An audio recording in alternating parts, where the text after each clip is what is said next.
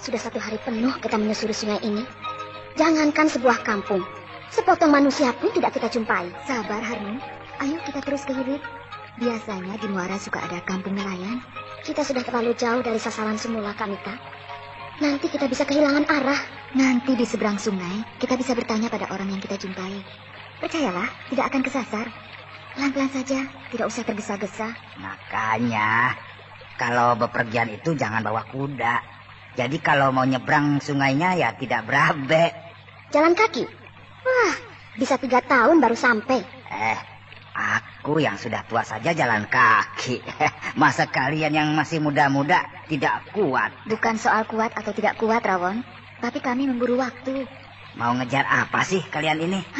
Teman kami di desa Halinung sedang sakit parah. Perlu secepatnya ditolong. Oh, kalian ini tabib? Iyahkan sajalah, Kamita, biar diam. Kalian berdua ini kok bisa berteman? Padahal sifat kalian jauh berbeda. Kau Ranum. Apa? Ranum? Enak saja merubah nama orang. Ya, kedengarannya memang gitu. Harnum? Iya itu. Apa? Num itu. Kalau yang ini Sasmita. Kok Sasmita? Pramita, Rawon. Iya gitu itu, ya. Ngomong saja tidak beres. Mau cerita segala macam. Iya, kau siapa? Pramita, kalem, lembut dan sabar. Harnum keras, ketus, judes, tidak sabaran. Kok bisa cocok? Mau cocok, bisa. Mau tidak cocok juga bisa. Jadi tergantung bagaimana kita, ya kan? Pinter. Kok jadi begini? Bagaimana, Kamita? Makin ke hilir, malah makin lebar dan dalam sungai ini. Iya ya. Nah, banyak pohon bambu di sini. Melihat pohon bambu, kamu kok girang? Kenapa sih, Rawon? Membuat rakit. Iya, betul juga. Daripada capek-capek menyusuri sungai mencari tempat penyeberangan, lebih baik membuat rakit sendiri, ya enggak? Paling lama juga 2 hari. Baiklah. Kalian nebang pohon bambu, ya. Aku mencari rotan untuk pengikatnya. Iya.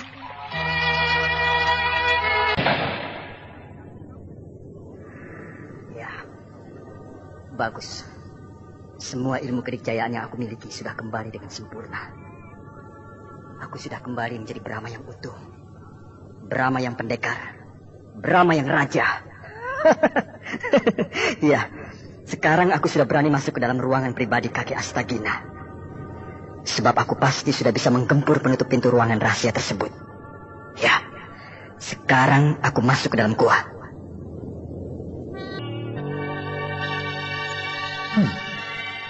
Ini adalah ruang utama. Ruangan yang paling lebar di antara sekian banyak ruangan di dalam gua ini. Di ruang utama dalam gua inilah aku belajar berbagai ilmu kedikjayaan dengan bimbingan kakek Astagina selama 5 tahun. Dan setelah itu, keluar gua, pelajaran diteruskan dengan mengambil 2 tempat. Di luar gua, di alam bebas, dan di dalam gua ini. Setelah itu kakek Astagina pergi, entah kemana. Dan sampai sekarang setelah 20 tahun, tidak pernah bertemu lagi denganku.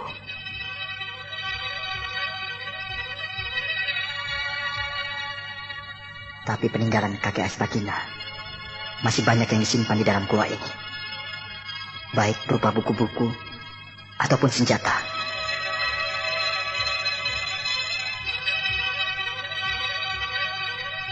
Di dalam ruangan sebelah sana itulah, di pojok kanan goa, dulu waktu kecil aku pernah masuk.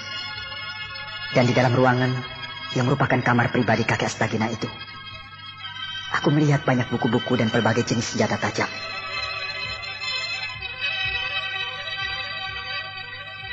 Sekarang aku akan masuk ke dalam ruangan kamar pribadi guruku kakek Astagina.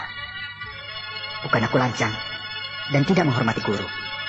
Akan tetapi, aku sangat membutuhkan suatu petunjuk. Yang mudah-mudahan petunjuk itu berupa suatu pelajaran yang bisa mengatasi ajian serat jiwa.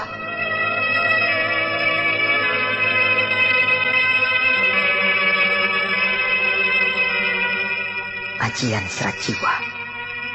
Aku akui, memang suatu ilmu kedikjayaan yang sangat tinggi.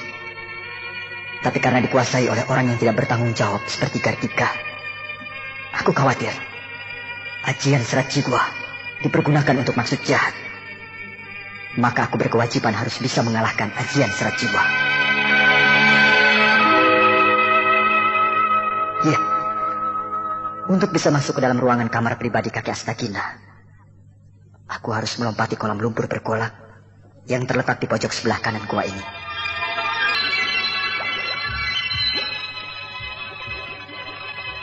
Inilah kolam lumpur bergolak, tempat kakek Astagina meramu segala jenis obat-obatan, sehingga lumpur ini mengandung daya penyembuhan yang hebat. Sehingga ketika aku luka parah, Raja Wali Raksasa memasukkan aku ke dalam kolam lumpur bergolak ini. 7 hari 7 malam aku digodok sampai sembuh sama sekali.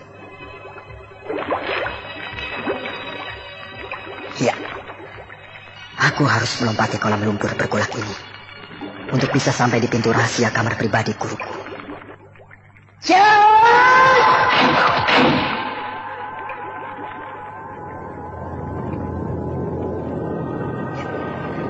Aku sudah jauh melewati kolam lumpur bergolak. Dan sekarang aku jalan terus mendekati pintu rahasia kamar pribadi kakek Astagina.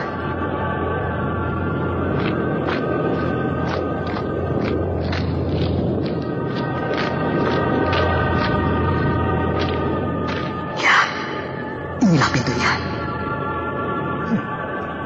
Sebuah pintu batu yang teramat kuat, yang sudah menyatu dengan dindingnya yang juga berupa batu, sehingga merupakan sebuah pintu batu yang mati.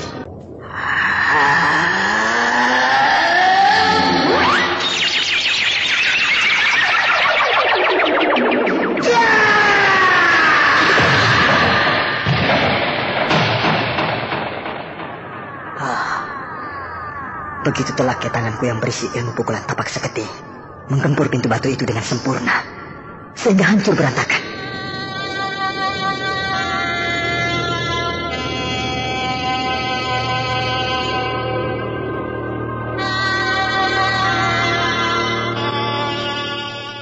Nah, lawang pintu sudah menganga karena pintunya sudah aku hancurkan.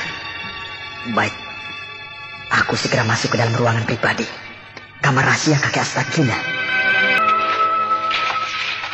Nah, beres. Rakitnya sudah jadi. Ya, lumayan. Sebuah rakit bambu yang cukup besar, cukup memuat 3 orang serta 2 ekor kuda. Beginilah rupanya kalau orang-orang persilatan bekerja. Serba cepat dan penuh tenaga. Kalau orang biasa membuat rakit bambu sebesar ini, wah, bisa 3 hari. Tapi kalian hanya berdua, cuma 1 hari. Hah, benar-benar hebat. Makanya nanti kalau saya sudah pensiun jadi pengemis, mau jadi tukang membuat rakit. Pengemis kok ada pensiun, Damon? Gak ada. Siapa yang ngasih uang pensiun? Tabungan. Tabungan? Iya, selama jadi pengemis uangnya ditabung. Nah, kalau sudah pensiun, uang tabungan itu bisa dijadikan modal usaha. Jangan percaya, Kamita. Si Rawan ini pintar mengarang cerita. Memangnya pengemis itu pegawai? Pakai ada pensiun segala macam. Dia pensiun sendiri, begitu maksudku. Sudah, jangan ngoceh terus. Ayo, angkat rakit ini. Bawa ke sungai. Ayo. Awas, jangan bergerak. Ada buaya. Mana? Itu, bergerak di permukaan air menuju ke sini. Hati-hati. Aduh, santai benar buaya itu. Muncul dengan lambat di permukaan air. Jangan bergurau, Rawan. Buaya itu besar sekali. Ada lagi, itu. Iya, dari sebelah kiri juga ada tuh. Ya. Mana? Waduh, kita dikepung buaya, Arun. Apa maunya buaya-buaya itu, ha? Ya, tentu saja mencari makanan. Di sini kan banyak makanan. 3 orang manusia dan 2 ekor kuda, iya. Nah, itu semua merupakan santapan yang lezat bagi buaya. Boleh coba. Ayo, maju.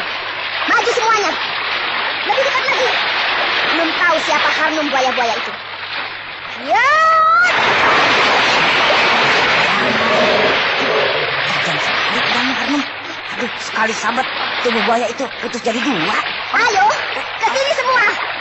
Ya!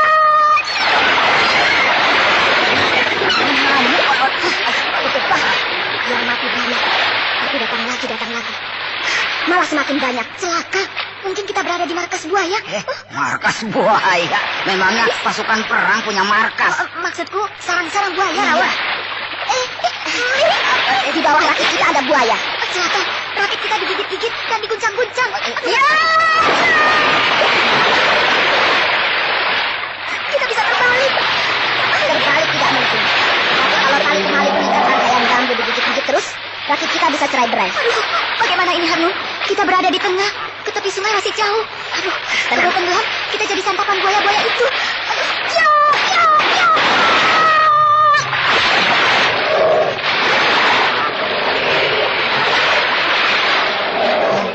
Terlalu banyak. Tanganku sudah pegal. Tapi buaya makin banyak. Iya, buaya-buaya sungai Cimandiri ini memang bandel. Aduh, terpaksa harus dikasih kacang hijau ini. Apa? Kacang hijau? Iya, biar ter lah. Lihat.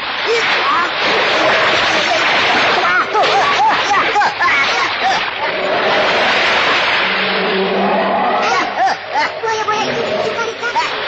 Mendapat kesakitan aku. Iya. Buaya-buaya itu semuanya diam, hanyut ke hilir di bawah arus. Hei, mati. Ya, semuanya mati. Bukan mati, Kak Mita. Pingsan. Pingsan? Iya. Buaya-buaya itu hanya pingsan. Nanti di hilir mereka akan siuman kembali semuanya. Benarkah itu? Iya. Apa yang menyebabkan mereka pingsan? Kacang hijau. Kacang hijau? Hebat kau, Rawon. Tenaga dalammu luar biasa. Hanya dengan kacang hijau, buaya-buaya itu pingsan. Ah, masa cuma sama kacang hijau pingsan? Iya. Buaya-buaya itu kecapean barangkali. Sudahlah, jangan mungkir terus, Rawon. Aku tahu cara kau menebarkan kacang hijau ke air. Ribuan kacang hijau meluncur dari tanganmu dengan kecepatan kilat, lalu menghunjam buaya-buaya. Lantas buaya-buaya itu jungkir balik dan bergelimpangan, pingsan. Aku orang persilatan, Rawon.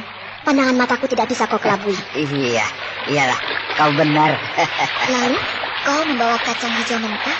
Memang sengaja kalau ada buaya, begitu? Bukan. Lalu untuk apa? Untuk direbus, pakai gula merah. Bagus buat kesehatan. Untuk orang tua seperti aku apalagi. Begitu. Ya, tapi sekarang habis ini gara-gara dipakai melempari buaya-buaya keparat itu. Alah. Sudahlah, Rawon. Jangan sedih. Nanti aku belikan 2 kali lipat banyaknya. Aduh, terima kasih, Neng.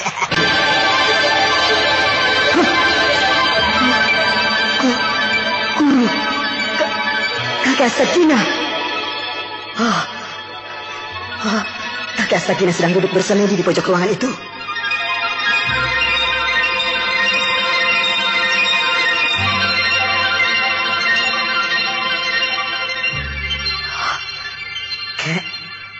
Kakek Astagina. Ini aku, Brahma. Kakek kemana saja? Tidak pernah menemuiku. Kek, marilah kita seperti dulu lagi. Latihan bersama-sama, makan sama-sama, tidur sama-sama. Betapa menyenangkan. Tapi saya minta ampun, Kek. Saya kalah. Saya tidak kuat melawan ajian serat jiwa. Ajarilah saya lagi, Kek. Berikan lagi saya sebuah ilmu. Ilmu yang paling tinggi yang bisa mengalahkan ajian serat jiwa. Kok diam saja, Kek? Oh, iya. Kakek sedang bersemedi, tidak boleh diganggu. Tapi dulu juga, kalau kakek sedang bersemedi, diganggu oleh saya, tidak marah. Iya, aku ingat. Dulu kalau mau membangunkan kakek yang sedang bersemedi, harus mencium tangan kakek. Iya, sekarang aku akan mencium tangan kakek dulu.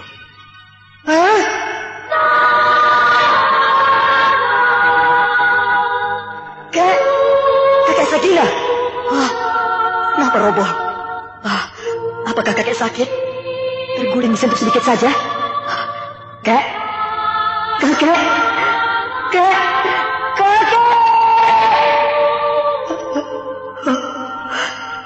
Ternyata kau sudah meninggal. Kakek Astagina. Kau meninggal dalam posisi duduk bersemedi. Kakek Astagina. 20 tahun kita tidak bertemu. Dan pertemuan ini rupanya hanya untuk menyatakan selamat tinggal untuk selama-lamanya.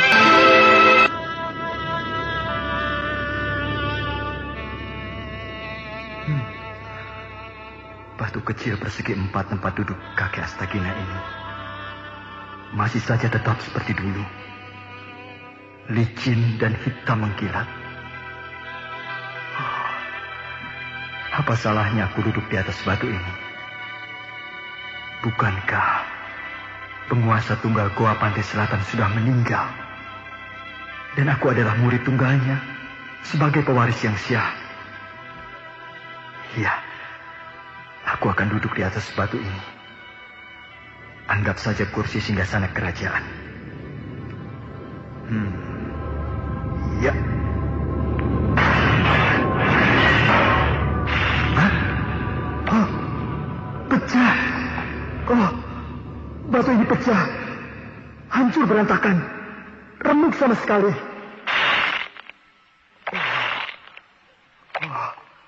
Sungguh mustahil. Batu hitam yang sangat kuat itu bisa remuk. Selama 10 tahun aku tinggal di gua ini. Batu ini setiap hari diduduki oleh kakek Astagina. Tapi kenapa sekarang aku duduki menjadi pecah? Apakah karena dimakan usia sehingga menjadi rapuh?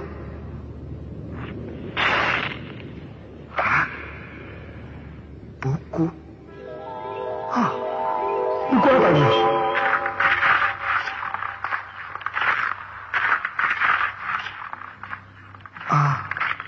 Ajian Serat Jiwa.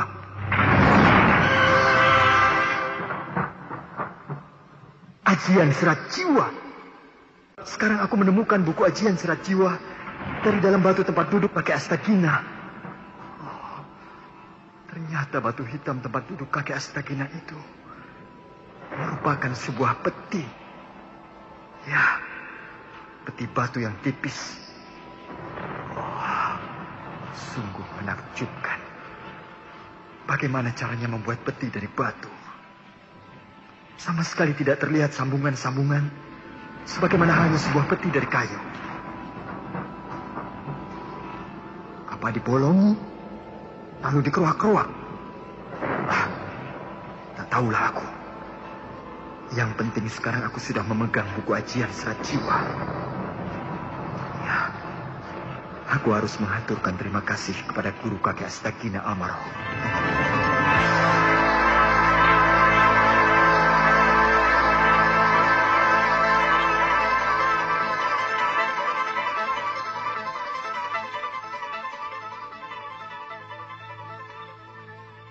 Kakek Astagina,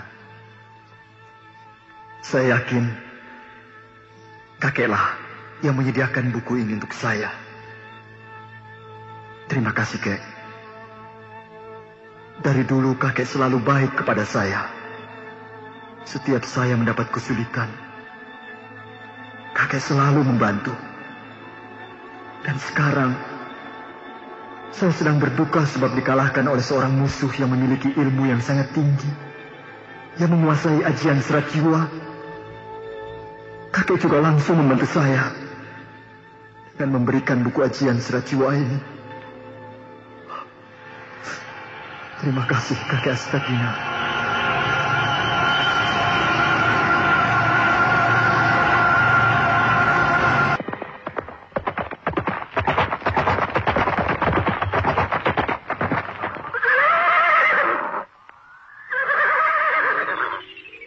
Di depan ada sebuah desa. Ya, mudah-mudahan itu desa Jampang, sehingga perjalanan kita sudah dekat ke desa Halimun. Kita menjalankan kuda pelan-pelan saja. Tidak enak menunggang kuda kencang-kencang di dalam kampung orang. Iya, tapi si Rawon mana? Dia sudah tertinggal jauh. Tapi seperti biasanya, tiba-tiba nanti sudah ada di dekat kita. Iya, ayo kita masuki desa di depan itu. Ya, iya.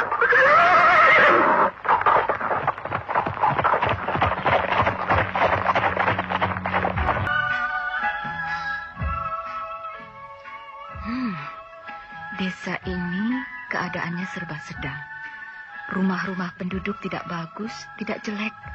Begitu pula keadaan jalan-jalan desa. Tidak lebar, tidak kecil, tidak bagus dan juga tidak jelek. Orang-orangnya juga Tidak tampan dan tidak jelek. Tidak cantik, tapi juga tidak jelek. Sedang-sedang saja. Hei, lihat itu Harnum. Di salah sebuah rumah penduduk, banyak orang berkumpul. Sedang ada kenduri barangkali. Bukan? Kok tahu bukan kenduri? Kalau ada kenduri, kan biasanya semarak. Rumahnya dihias, lalu ada tabu-tabuhan. Orang-orangnya berpakaian bagus-bagus.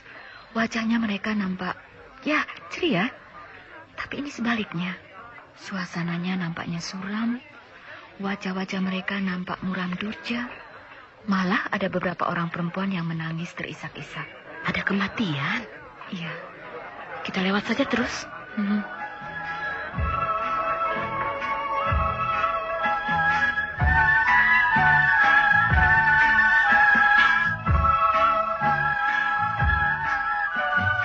Nah, tuh ada warung. Istirahat dulu ah. Iya.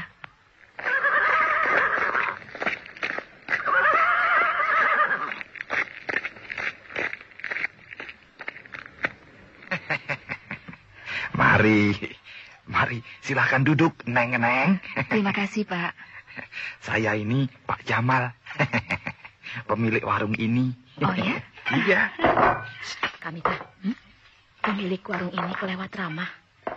Tidak tanya apa kita mau makan atau tidak. Dia langsung saja menyiapkan piring dan menyendok nasi. Di sini adatnya begitu barangkali. Sayurnya juga banyak. Wah, ada sayur waluh, sayur pari. Sayur asem ada, Pak? Ada, Neng. Oh. Nih. Ya, itu saja. Sayur asem dengan pepes ikan lele. Baik, Neng. Neng yang ini sama juga ya? Sayur asem dan pepes ikan lele. Minum dulu, Pak Jamal. Oh, ya, tentu. Itu, istri saya sedang membuat minumannya. Kalau minuman datang, makanan sudah siap. Minum seteguk, langsung menyuap nasi. Bukan begitu, Neng?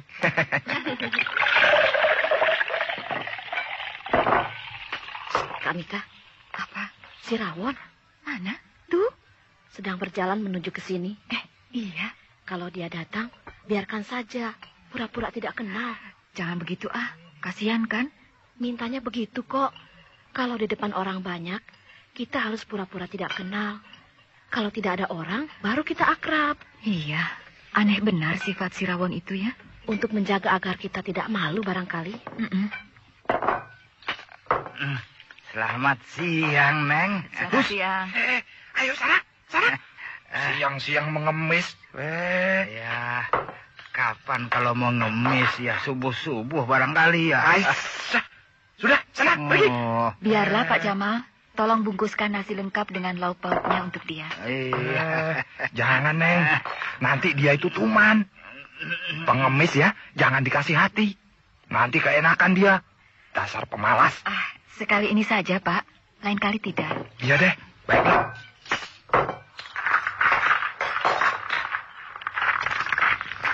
Nih, Terima kasih. sudah, sana pergi. Selamat makan, Neng berdua. Semoga kenyang ya. Pak Jamal, tadi di rumah yang dekat tikungan itu banyak orang. Ada apa, Pak? Wah, keterlaluan, Neng. Biadab. Keterlaluan? Biadab. Iya. Pak Juro mati. Oh, ada yang meninggal? Iya. Wah, betul, Neng.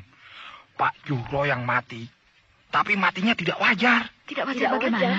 Dia itu diteluh. Diteluh. Iya. Kalau orang wetan namanya santet begitu. Oh, Iya. santet. Iya. Santet itu apa, Kak Mita? Guna-guna. Oh. Itu tuh Pak Juro mati diteluh orang. Tapi kenapa begitu, Pak? Apa dia punya musuh?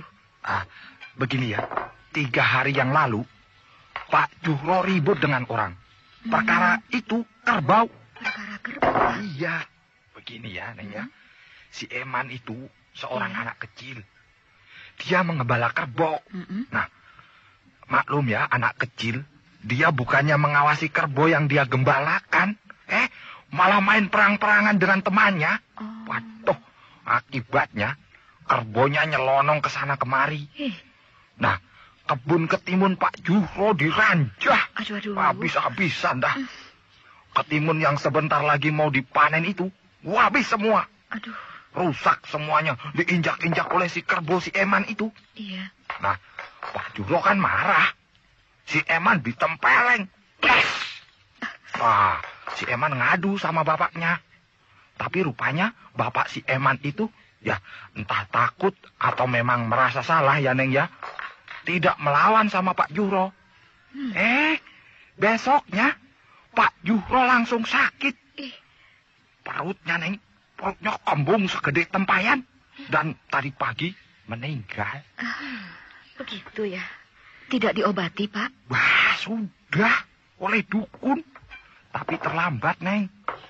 Pak dukun hanya bisa mengeluarkan isi perut Pak Juhro. Tapi nyawa Pak Juhro ya tetap saja melayang. Isi perut? Iya, Neng. Dari perut Pak Juhro ya, keluar itu tuh. Jarum, peniti, pisau kecil 5 biji, paku dan segulungan rambut. Loh. Kok di dalam perut ada paku, jarum, peniti, dan pisau? Nah, itulah, Neng, keajaiban teluh itu. Benda-benda seperti itu bisa masuk ke perut manusia. Dari mana jalannya? Dan kapan dimasukkannya? Saya juga tidak tahu. Tangkap saja bapaknya si Eman itu. Pasti dia akan mengaku mempergunakan ilmu teluh. Ya, tidak ada buktinya, Neng. Kalau dia bilang tidak, mau apa coba? Untuk membuktikan dia bisa teluh, waduh, tidak bisa, Neng. Hah? Sebab di rumahnya tidak terdapat perlengkapan sebagai seorang tukang teluh. Lagi pula ya, Neng ya, takut. Takut? Iya. Kalau mencurigai bapaknya si Eman, jangan-jangan ikut jadi korban teluh kita nanti. Kalau bapaknya si Eman itu tidak bisa ilmu teluh, tentu dia minta bantuan pada orang yang bisa ilmu teluh. Iya, memang betul, Neng. Memang begitu. Biasanya orang yang mau mencelakakan orang lain, misalnya nih ya musuhnya begitu, biasanya dia datang pada seorang dukun teluh. Nah, si dukun teluh itulah yang akan bekerja. Sesuai dengan permintaan orang tadi itu. Apakah musuhnya mau dibuat sakit saja, atau langsung dibuat mati? Jahat benar dia. Iya, memang jahat, Neng. Di sini banyak sekali dan sering terjadi orang sakit atau mati di teluh. Bertengkar sedikit, ribut sedikit, langsung main teluh. Pengecut. Iya, memang benar, Neng, pengecut. Tidak berani langsung pada orangnya. Malam-malam dikerjakan pakai ilmu teluh, begitu. Malam hari? Iya, Neng. Ilmu teluh itu ya, biasanya dikerjakan pada waktu malam. Melayang seperti bola api. Bola api? Iya. Wang, begitu. Dari rumah dukun teluh, keluar satu benda merah menyala. Benda itu bentuknya bulat. Kemudian ya, bola api itu meluncur di angkasa, menuju ke rumah korban. Masuk ke dalam rumah? Ya tidak, Neng. Bola api itu hanya membentur atap rumah atau pintu. Der, gitu ya. Lalu? Terus lenyap. Tapi ya, tahu-tahu yang di dalam rumah muntah darah. Atau perutnya kembung. Kemudian sakit, lalu mati. Begitu. Benda seperti bola api itu pasti isinya benda-benda keparat. Paku, jarum, pisau, dan sebagainya. Iya, betul, Neng, betul. Yang paling rame kalau ada perang teluh, Neng. Perang teluh? Iya. Misalnya nih ya, si A bermusuhan dengan si B. Nah, lalu si A pergi ke dukun teluh. Begitu juga si B pergi ke dukun teluh lainnya. Nah, kedua dukun teluh itu lalu perang, mengadu kekuatan ilmu teluhnya itu. Oh ya? Iya. Wah, ramai sekali, Neng. Pada malam hari yang gelap gulita, dua buah bola api saling sambar di angkasa. Berkelebat-kelebat, mengeluarkan cahaya yang bagus sekali. Tapi juga menakutkan. Suatu ilmu hitam yang aneh. Bukan aneh lagi, Neng. Jahat. Ilmu teluh itu harus ditumpas. Terutama dukun-dukun teluh itu yang harus dibasmi. Tapi ya, Siapa yang berani? Daripada jadi korban teluh, ya mendingan diam saja kan, Neng. Pak Jamal, Ya, apakah tidak ada usaha dari kepala desa untuk menumpas ilmu teluh itu? sudah, Neng, sudah. Tapi orangnya, ya, yang berani tidak ada. Takut begitu. mati. Iya. Kalah oleh ilmu teluh. Pernah ya, beberapa orang sakti dari kerajaan Japura dikirim ke sini. Tapi semuanya mati. Waduh, datang lagi satu pasukan perang. Desa ini diobrak-abrik semua. Iya. Ya oleh pasukan perang dari kerajaan Japura itu. Kemudian? Untuk sementara ya, keadaan aman.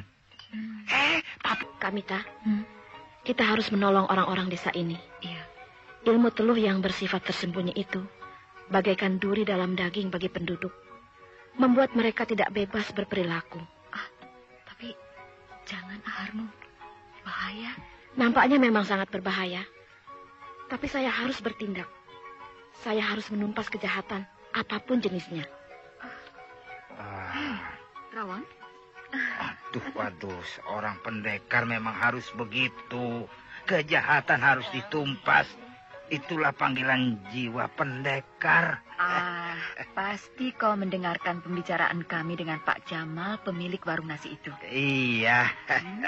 Aku percaya kalian berdua bisa mengatasi ilmu teluh. Karena kalian memiliki segudang ilmu kedikjayaan. Tapi aku kosong sama sekali. Bisa-bisa aku yang kena oleh teluh.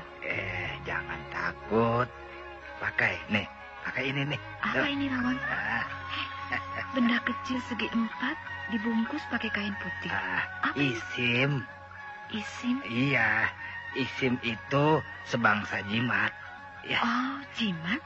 Apa isinya isim itu, Rawon? Wah, itu mah rahasia. Pokoknya pakai saja oleh kau ya, Pramita. Iya. Pakai dan pasti aman. Ilmu teluh kayak apa tidak akan ada yang bisa menyentuhmu. Bagaimana memakainya, Rawon? Sini. Aduh, gimana ya? Selipkan saja di kutang lah. Atau pada ikat pinggang gitulah. Iya, baiklah. Aku percaya. Besok aku akan mencari gara-gara. Gara-gara? Iya.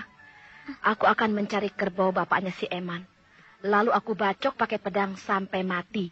Kalau dia marah, aku hajar. Nah, pasti dia akan pergi ke dukun teluh. Selanjutnya, dukun teluh itu yang aku habisi. Kalau begitu, kita harus tinggal beberapa hari di sini. Iya. Aduh, lalu bagaimana dengan tujuan kita yang utama? Nanti terlambat sampai di Goa Pantai Selatan. Maaf, Kak Mita. Saya bukan menggurui. Tapi persoalan ini menyangkut manusia banyak.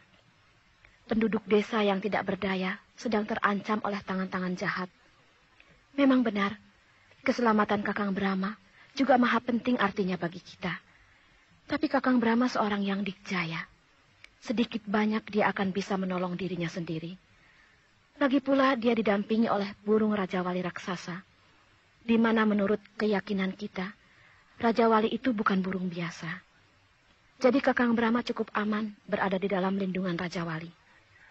Apalagi kalau sudah bertemu dengan gurunya, maka segalanya akan beres. Begitu, Kamita. Iya, Harnum. Aku mendukung perhitunganmu. Kamita tidak marah? Loh, kok marah? Barangkali saya terlalu menurutkan kata hati saya sendiri. Tidak, Harnum. Kau benar. Terima kasih, Kamita.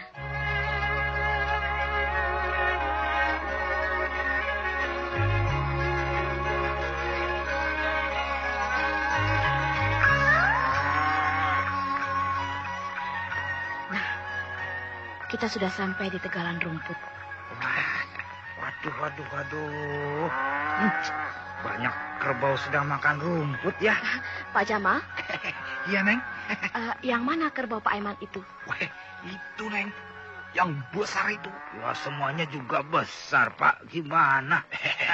Maksud saya itu yang 1, 2, 3. Ya, nomor 3 dari sebelah sini itu. Oh, yang itu tuh. Nah, Rawon. Ya, Rawon. Buatlah kerbau Pak Eman itu marah. Sentil saja pakai batu kecil. Oh, iya. Kalau mau membuat kerbau marah, gampang, Neng. Masukkan saja seekor gangsir atau jengkrik ke dalam telinganya. Nah, pasti kerbau itu akan mengamuk. Betul Jangan nggak? begitu. Kasar. Dan pasti ketahuan disengaja. Nah, jadi? Serahkan saja pada si Rawon ini. Dia tahu bagaimana caranya membuat kerbau marah. Dari jarak jauh. Iya nih. Ayo, Rawon, kerja. Iya, baik. Iya, kena. Kena. Percis kena telinganya. Nah, kerbau itu mulai marah. Terus, Wan, terus. Terus, iya. Iya. Iya.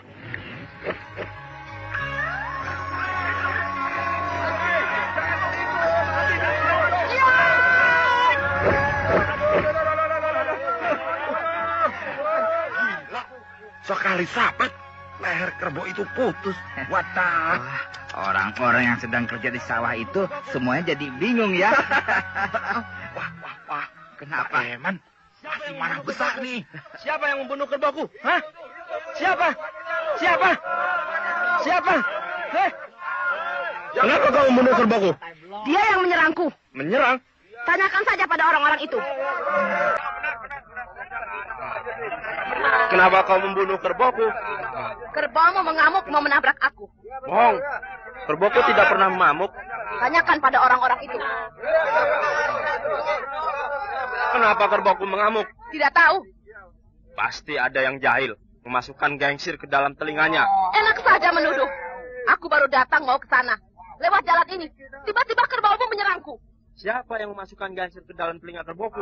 Periksa saja telinganya. Ada gangsir tidak? Kau orang mana, ha? Aku baru melihatmu. Orang Japura. Mau apa ke sini? Aku mau ke desa Halimun. Di sini cuma mampir untuk istirahat. Di sini tinggal di mana? Di rumah sewaan Mak Kunut. Oh, di situ. Iya. Kau kelihatannya orang kaya. Ayo bayar. Bayar? Bayar apa? Kerbauku yang kau bunuh. Enak saja. Yang salah siapa? Aku sedang enak-enak jalan. Kerbau kau yang tiba-tiba nyeruduk. Menyerangku. Kenapa kau tidak lari? Gugup saking kaget. Tanpa pikir panjang, aku sabet pakai pedang. Mampuslah kerbaumu. Kau tidak boleh pergi sebelum mengganti rugi kerbau yang mati. Nyembah dulu 100 kali. Baru aku bayar. Berdebah. Kau tidak tahu aku siapa.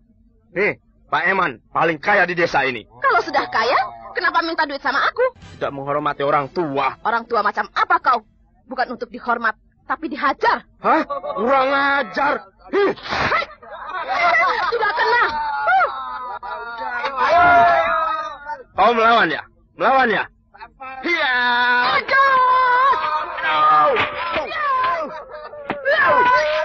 Sudah. Ampun. Aduh. Ampun. Berani lagi kurang ajar padaku. Aku bunuh. Ampun. Aduh. Ampun.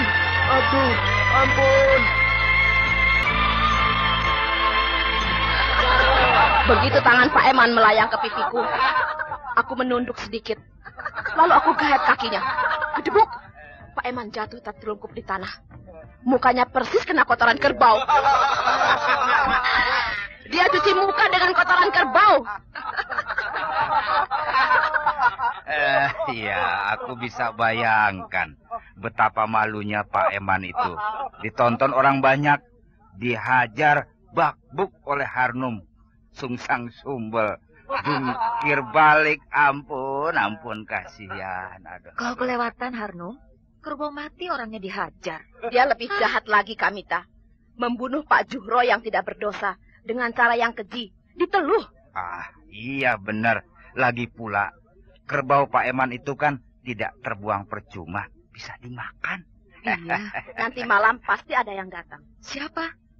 Teluh. Teluh? Ya, saya yakin saat Pak Eman sudah pergi ke Dukun Teluh.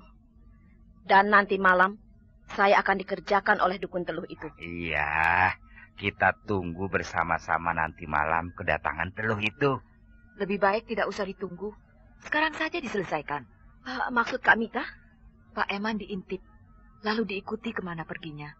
Nah, kalau dia ke rumah Dukun Teluh, langsung saja Dukun Teluh itu ditangkap. Wah, kurang seru. Hah? Kita coba dulu sampai seberapa kehebatan ilmu teluh itu. Nanti baru orangnya yang kita hajar. Benar, Kak Mita. Iya. Kita buktikan dulu. Apa benar cerita Pak Jamal pemilik warung nasi itu? Bahwa tengah malam ada bola api yang meluncur di angkasa? Kalau ada, apa benar juga bola api itu berisi jarum, paku, dan pisau? Kalau tidak, berarti Pak Jamal itu pembohong, pembual, cuma berniat menakut-nakuti kita. Ya, baiklah, aku setuju. Nah, Rawon, nanti malam kau tidur di rumah Pak Jamal. Bersama Pak Jamal mengawasi udara, apakah ada bola api atau tidak. Aku dan Kak Mita tidur di sini. Iya. Harnum? Iya. Kau sedang apa? Tidak sedang apa-apa. Jangan jauh-jauh. Kita dekat-dekat saja ya. Kenapa? Aku takut. Takut? Seram. Kok seram? Aku pernah merasa takut. Tapi takutnya sekarang lain, Harnum. Sepertinya malam ini menyeramkan. Lihat, bulu kuduku merinding. Memang, malam ini suasananya mencekam. Tapi percayalah, kita pasti bisa mengalahkan ilmu teluh. Iya. Jimat dari Rawon itu mana? Ini, aku selipkan di dalam kutangku. Bagus. Saya percaya, jimat itu pasti hebat. Sebab saya sudah yakin betul pada ilmu kedikjayaan si Rawon. Untung kita ketemu si Rawon. Jadi keamanan kita bertambah kuat. Iya, tapi pertemuan kita yang secara kebetulan dengan dia, rasanya ada terkandung suatu maksud pada diri si Rawon. Dia kan mau menengok cucunya di desa Halimun. Jadi kebetulan satu jalan dengan kita. Saya rasa itu hanya karangan saja. Kau mencurigai dia? Bukan curiga jelek, tapi saya punya sangkaan bahwa dia seorang tokoh sakti yang memang sengaja menyertai kita. Entah disuruh orang lain atau keinginannya sendiri. Kalau itu perhitunganmu, tentu dia ada hubungannya dengan Brahma. Atau mungkin dengan Guru Brahma. Entahlah. Tapi nanti semua akan menjadi jelas kalau kita sudah bertemu dengan Kakang Brahma. Iya. Menggigil, Pak Jamal. Dingin. Malam ini tidak dingin kok. Malah hawanya agak panas.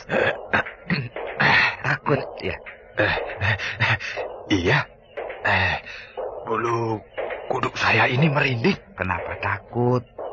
Ilmu teluh itu kan sasarannya Harnum, bukan kita. Ya, siapa tahu salah alamat. Harnum yang dituju, malah berbelok menyerang kita. Tidak mungkin. Tenang saja. Iya.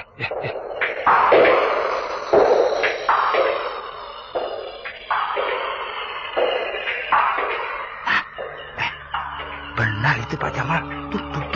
Ada cahaya meluncur di angkasa. Iya, benar. Itu dia. Aduh. Asik. Seperti bintang berekor meluncur di angkasa. Mengeluarkan cahaya api yang merah membara. Itu teluh. Rupanya teluh itu begitu. Iya. Benar ya, seperti bola api. Lihat tuh. Tuh. Menuju ke rumah Mak Kunut. Jangan takut. Di rumah Mak Kunut itu sudah kosong. Yang ada cuma 2 orang. Harnum dan Pramita. Tuh. Turun. Iya, betul. Bola api itu turun. Meluncur ke rumah Mak Kunut. Iya. Aduh. Aku harus memberi tanda pada Harnum. Ya. Ada apa, Kak Mita? Suara jengkrik kok tiba-tiba berhenti, Harnum? Ya, pasti ada apa-apa.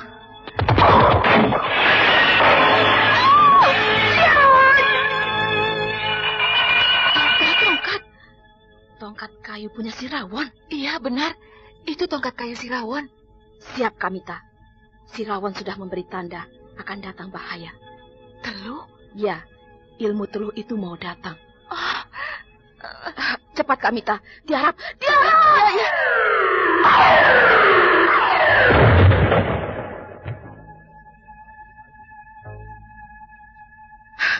Nah, menabrak pintu. Harnum, kau jangan kemana-mana. Tunggu si Rawon di sini. Iya, ya.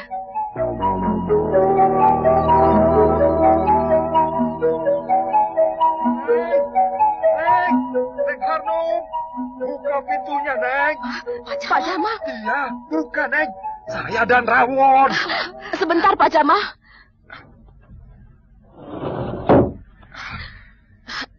Pak Jamal, Rawon.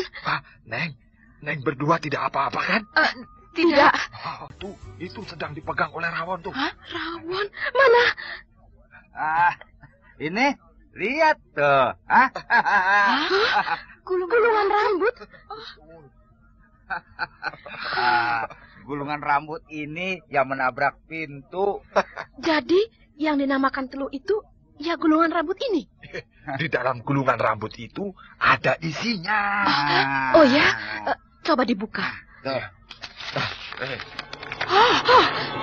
Paku, jarum, pisau kecil, banyak sekali. Benda-benda seperti inilah yang ada di dalam perut Pak Jumlo. Oh, bagaimana tidak menderita? Orang yang diteluh itu, ke dalam perutnya dimasukkan gulungan rambut, paku, jarum, pisau kecil dengan jumlah yang banyak. Kejam. Benar-benar kejam. Aku berjanji, tukang-tukang teluh itu akan aku basmi. Mereka semuanya harus dibunuh. Sebab kalau dibiarkan hidup, akan berbuat lagi dan berbuat lagi. Maaf ya, Neng Harum, Neng Pramita. Makannya hanya dengan sayur walu dan goreng kacang, ya. Habis saya tidak masak. Tadi malam kan saya begadang di rumah Neng berdua. Tidak apa, Pak Jamal. Saya juga masih ngantuk. Si Rawon di mana, Pak? Tuh, di dapur. Sedang makan juga dia. Oh. Ada apa, Pak Jamal? Pak Eman. Hah? Pak Eman? Mana? Itu, di seberang jalan.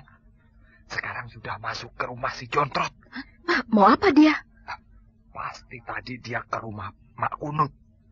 Mau memeriksa keadaan Neng Harnum. Apakah perut Neng Harnum jadi gendut atau tidak? Begitu.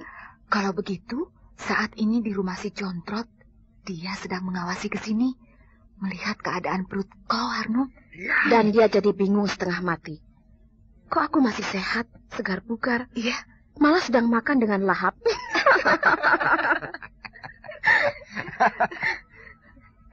Tuh, dia keluar dari rumah si Jontrot. Aku ganggu dia. Jangan, Harnum. Ganggu sedikit saja, Kamita. Kau ini panasan. Hei, Pak Eman. Mau kemana? Ayo sini makan dulu. Mana daging kerbaunya? Kok tidak dibagi-bagi? Katanya motong kerbau. Dia bukannya menjawab, malah buru-buru pergi. Tidak menoleh-noleh lagi. Kok tergesa-gesa, Pak Eman? Mau bikin gulai kerbau?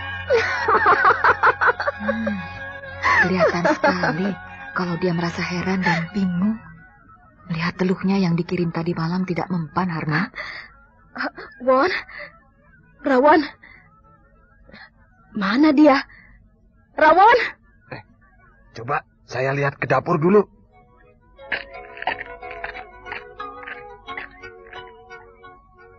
Wah, tidak ada. Hah? Tidak ada. Si Rawon tidak ada di dapur. Yang ada piring dan cangkir bekas makan. Pasti dia sudah pergi membuntuti Pak Eman. Ya, aku kira begitu. Baiklah. Kak Mita tunggu di sini dengan Pak Jamal. Saya mau mengintai kemana perginya Pak Eman. Mudah-mudahan dia pergi ke dukun teluh. Jadi saya bisa meringkus dukun jahat itu. Hati-hati, Harnum. Iya. Jangan, Batara. Terbang. Bukan terbang, Pak Jamal. Dia mempergunakan ilmu lari cepat. Karena saking cepatnya, seolah-olah nampak seperti terbang. Gadis masih muda belia begitu. Sudah memiliki ilmu yang tinggi. Dan pemberani luar biasa. Kelihatannya Neng Harnum tidak kenal takut ya? Iya, dia seorang pendekar muda. Jadi ya begitu itu. Berani, cepat naik darah, tapi jujur. Oh, iya. Nah, itu dia. Pak Eman sedang berjalan tergopoh-gopoh di sebuah tanjakan. Baik, aku ikuti dia. Dia menyeberang kali kecil, menuju kampung di seberang kali itu.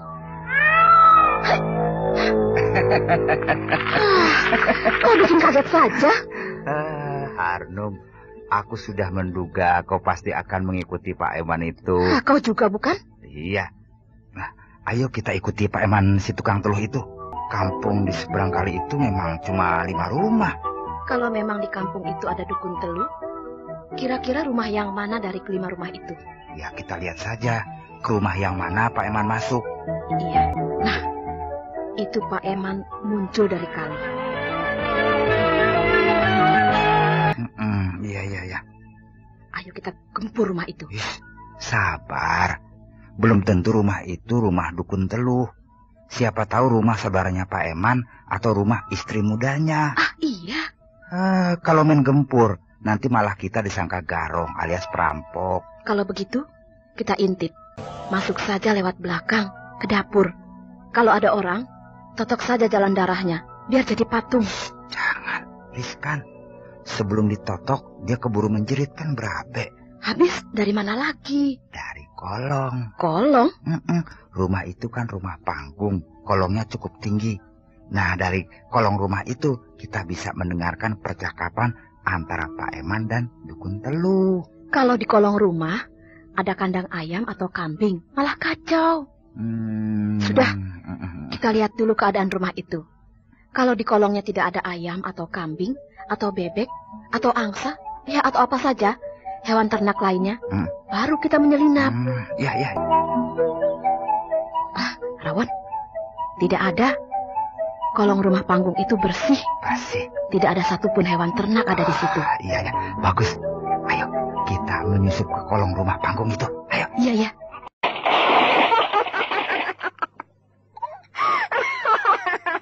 Kau. Iya, saya. Rupanya di sini dukun teluh itu. Iya, saya. Pak Eman, kau manusia pengecut. Kau telah membunuh Pak Juhro. Tidak, bukan. Memang tidak kau bunuh langsung, tapi diteluh. Itu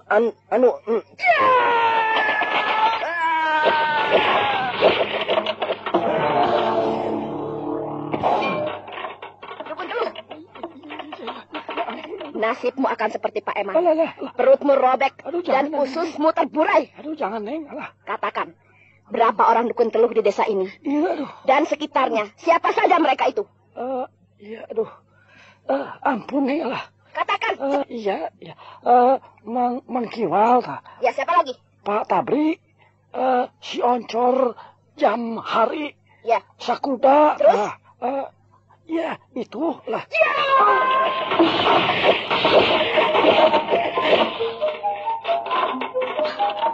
Tidak mempan. Kau tidak akan bisa membunuhku. Badanku tidak akan tembus oleh senjata apapun juga. Baik.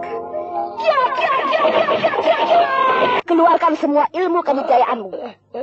Tidak, saya tidak mau berkelahi. Arnum, dia itu bukan tukang berkelahi. Bagaimana, Rawan? Aduh. Dukun teluh bukan tukang bertarung. Dia biasanya cuma duduk dan membaca-baca mantra. Tapi dia kebal. Ilmu kebal kebanyakan bisa diperoleh dengan jalan puasa dan membaca mantra. Nah, kalau soal puasa dan baca mantra, dia memang jago. Tapi dia harus dibunuh. Kalau tidak, keselamatan penduduk desa ini terancam. Jangan pakai pedang, percuma saja. Sampai pedangmu putus jadi 10 potong, dia tidak akan apa-apa. Lalu apa? Ini. Ranting? Iya. Iya, ranting pohon kelor. Ampun, Neng. Kok ketakutan? Nah, benar tidak? Baru melihat sudah ketakutan. Ayo. Ampun. Ayo.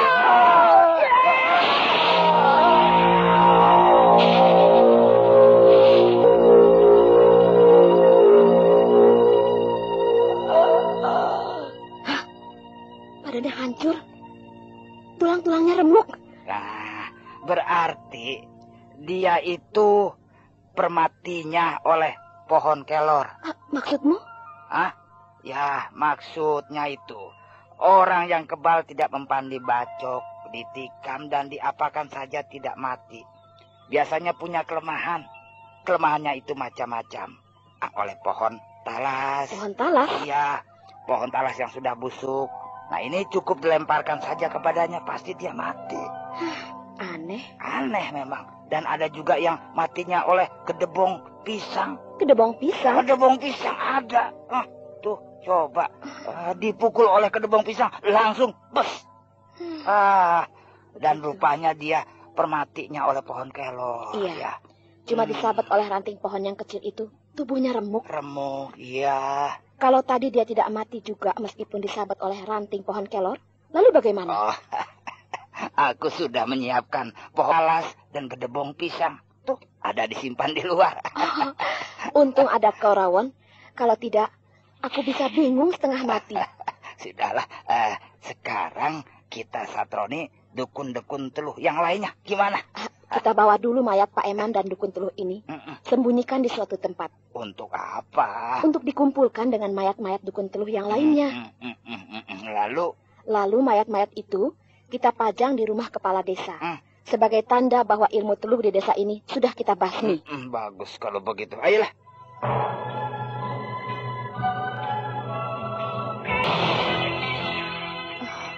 Kok Harnum belum pulang juga? Iya ya.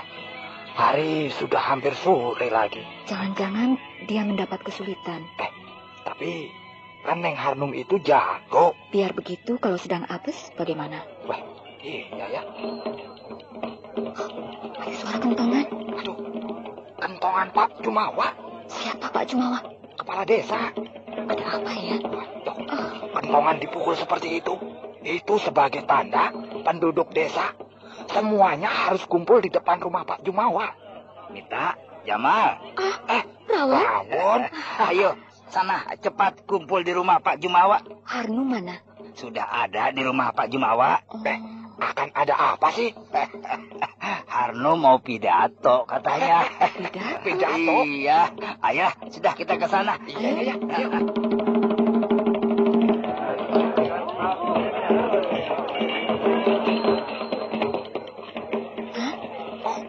Jagat Badara. Mayat-mayat diikat pada tiang bambu, dijajarkan di depan rumah Pak Jumawa. Wahai rakyat semuanya, dengarkan. Mayat 6 laki-laki ini adalah dukun-dukun teluh. Tentu sebagian banyak di antara saudara-saudara sudah kenal dengan mereka.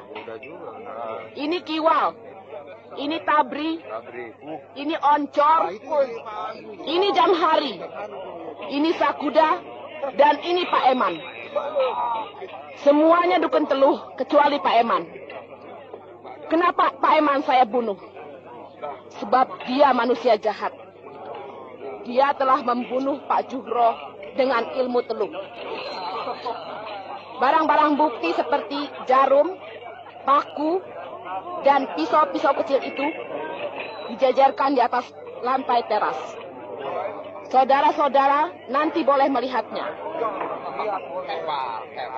Dukun-dukun teluh itu tentu punya murid. Dan saya sudah tahu siapa mereka. Untuk itu saya serukan agar mereka menyerah. Kalau menyerah tidak diapa-apakan. Tapi kalau tidak mau menyerahkan diri, akan dicari, diburu dan dibunuh. Saya beri waktu sampai besok sore. Kalau sampai besok sore masih ada yang tidak mau menyerah, saya akan bertindak. Saya bertekad untuk membasmi ilmu teluh di desa ini sampai ke akar-akarnya. Kalau ada yang penasaran, saya bersedia untuk bertarung kapan saja. Saya tinggal di rumah Mak Kunut. Bagi siapa yang mau menantang saya, datang saja ke sana. Sekian. Sampurasun. Rampes. Sendirian saja, Neng? Iya, Harnum dan Rawon sedang ke rumah kepala desa. Mengurus beberapa orang murid dukun teluh yang menyerah. Oh. Pak Jamal dari mana? Keliling, Neng. Keliling? Iya, keliling desa ini saja. Mengunjungi rumah-rumah penduduk, begitu. Ada apa, Pak? Ya, hanya tahu bagaimana tanggapan mereka terhadap sepak terjang Neng Harum itu. Lalu apa kata mereka? Mereka merasa bersyukur begitu dan merasa lega. Para dukun teluh itu sudah dibasmi. Tidak ada yang mencela perbuatan Harnum itu, Pak? Tidak. Bahkan mereka yakin Neng Harnum adalah suruhan Dewata untuk mengamankan desa ini. Nah, itu Neng Harnum datang tuh. Iya. Beres. Ada berapa orang semuanya? 10 orang. Banyak juga ya. Mungkin lebih dari itu. Tapi pada kabur, melarikan diri. Mereka tidak percaya kalau ada orang biasa bisa membunuh para dukun teluh yang sakti-sakti itu. Kalau bukan dewa, lalu? Jadi mereka ketakutan. Tidak akan berani lagi main-main dengan ilmu teluh. Sebab takut dikutuk dewa. Dan saya ancam, kalau masih ada ilmu teluh di desa ini, saya akan datang kembali. Syukurlah kalau begitu, Harnum. Berarti penduduk desa ini sudah bisa hidup tenang. Tidak usah dicekam ketakutan lagi. Iya. Kalau begitu, kita sudah bisa melanjutkan perjalanan. Tentu, Kak Mita. Marilah kita berkemas-kemas. Ayo.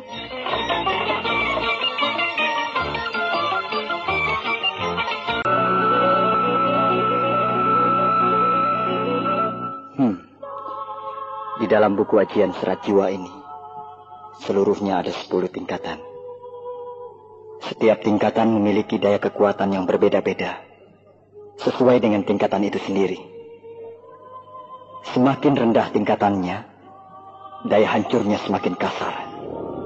Sebaliknya, semakin tinggi tingkatannya, daya hancurnya semakin halus, tapi lebih mematikan.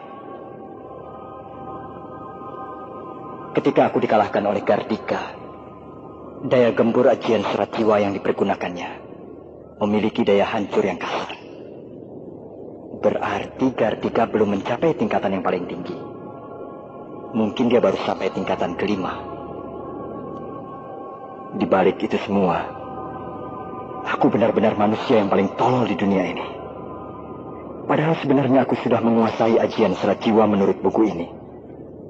Yang dikatakan bahwa ilmu pukulan Bayu Bajra, ilmu pukulan tapak sakti, dan ilmu gelang-gelang adalah merupakan pecahan ajian serat jiwa tingkatan ke-8. Selanjutnya, bila ketiga ilmu tersebut digabungkan, dipergunakan secara bersamaan, maka akan memiliki daya hancur ajian serat jiwa tingkat ke-8. Sebab ajian serat jiwa tingkat ke-8 adalah merupakan gabungan ketiga ilmu tersebut. Oh, betapa tololnya aku ini. Sungguh aku tidak tahu kalau kakek Astagina sebenarnya diam-diam telah mewariskan ajian serat jiwa kepadaku, meskipun secara terpisah. Sehingga aku selalu mempergunakan ketiga ilmu tersebut secara terpisah-pisah pula. Ya, baiklah.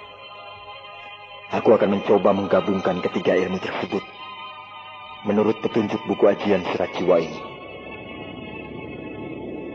Menurut buku ajian serat jiwa ini, bila seseorang yang sedang mengerahkan ilmu pukulan tapak sakti hendaknya tidak menyalurkan kekuatan kepada kedua telapak tangan, melainkan disalurkan ke dalam perut. Hah? Ke dalam perut? Apakah bisa? Sedangkan daya gembur tapak sakti berada di kedua telapak tangan, tapi katanya harus disalurkan ke dalam perut. Aku akan mencobanya. Sukar sekali. Sudah terbiasa memakai cara yang lama, mengalirkan kekuatan ke telapak tangan. Sekarang harus dirubah ke dalam perut, sampai aku terbatuk-batuk. Tapi, ya, aku harus berlatih terus-menerus. Untuk merubah satu ilmu saja, sukarnya setengah mati. Apalagi 3 ilmu sekaligus. Masa bodoh. Meskipun aku harus tinggal di sini 10 tahun, aku rela demi tercapainya cita-citaku.